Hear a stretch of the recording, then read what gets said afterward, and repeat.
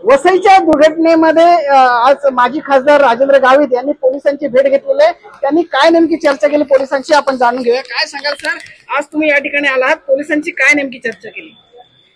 या ठिकाणी खरं म्हणजे कालची जी दुर्घटना आहे त्या आरती यादवची ज्या पद्धतीने त्याच्या प्रियकराने ज्या पद्धतीने या ठिकाणी अत्यंत निर्दयीपणे जी हत्या केलेली आहे, हा एक मानसिक विकृतीचा प्रकार आहे।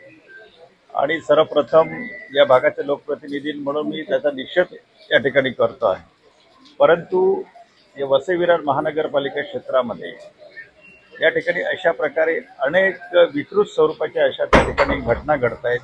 निश्चितच या संदर्भामध्ये एक कायदा आणि सुव्यवस्थेच्या प्रश्नाच्या संदर्भामध्ये पोलिसांनी सुद्धा कठोर कारवाई अशा या गुन्हेगारांवर त्या ठिकाणी केली पाहिजे। मुंबईमधले जे काही तडीपार लोक आहेत ते या ठिकाणी तिसरी मुंबई म्हणून या ठिकाणी वसई विरार महानगरपालिकेच्या क्षेत्रामध्ये मोठ्या प्रमाणावर या ठिकाणी स्थलांतर करत आहेत, या ठिकाणी या भागाचा आश्रय घेत आहे। आणि इथे वसई विरारमध्ये जवळजवळ 70% जे आहे हे 70% या ठिकाणी अतिक्रमण असल्यामुळे या ठिकाणी क्रिमिनल लोकांचं प्रमाण हे मोठ्या प्रमाणावर आहे। आणि म्हणून भविष्य काळामध्ये अशा प्रकारच्या घटना घडू नये आणि म्हणून या ठिकाणी वसई विरार आपला कमिशनर रेंजमधल्या पोलिसांनी सुद्धा या ठिकाणी स्ट्रिक्टली त्या ठिकाणी कारवाई केली पाहिजे। या ठिकाणी पोलिसांनी एक योग्य प्रकारे या ठिकाणी कारवाई करण्याचा त्या ठिकाणी प्रयत्न केलेला आहे। तुम्ही काय सांगाल, एक महिला आहेत, महिलांसाठी जे कायदे व्हायला पाहिजे, काय सांगाल? मला असं वाटतं कालचा जो प्रकार काही घडला होता तो अतिशय, एक महिला म्हणून मी त्याचा निषेध व्यक्त करते। जो प्रकार घडला त्यात त्या मुलीची काही चूक नसावी। आज आपण एवढे पुढारलेले आहोत, आज आपण महिलांच्या हक्कासाठी बोलतोय, पण कुठेतरी मला असं वाटतं आपण या बाबतीत पाठी पडत आहोत।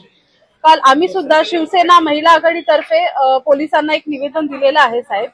तिथे आम्ही पोलिसांना त्या पत्राद्वारे हीच मागणी केलेली आहे की जो आरोपी आहे त्या आरोपीला आम्ही सुद्धा पाहिलं, पण त्याच्या चेहऱ्यावरती एक बोलतात ना पश्चातापाचा काही एक लवलेश नव्हता।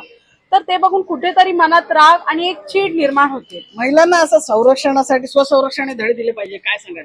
नक्कीच नक्कीच, प्रत्येक महिला, आज भारत स्वतंत्र होऊन आपण खूप पुढारलेल्या बाता करतो, पण कुठेतरी अशा वेळेला ती महिला एकटी आहे पण ती स्वतःला वाचवू शकत नाही। या वेळेला मला असं वाटतं इकडे जर ती महिला स्वतःचं संरक्षण करण्यासाठी सक्षम असेल तर तिच्यावरती नक्कीच असे प्रकार येणार नाहीत आणि येऊही नाहीत। अशा प्रकारे महिलांना संरक्षणाचे धडे हे शालेय जीवनापासूनच द्यायला हवे, तर अशा प्रकारांना आळा बसेल। विजय देसाई, न्यूज 18 लोकमत, वसई।